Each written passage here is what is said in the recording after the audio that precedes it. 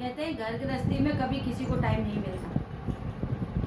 हम सुबह से लेकर शाम हो जाएगी, कभी कोई आ जाएगा, कभी बच्चा रो रहा है, कभी पति ये मांग रहा है, कभी वो, कुछ ना कुछ होता रहता है, लेकिन भगवान के लिए थोड़ा सा वक्त नहीं निकलता। इसी भजन में ये बताया गया है कि सारा दिन हो जाता है पर वो भगवान की माला नहीं जप पाती है, माला नहीं कर पाती है।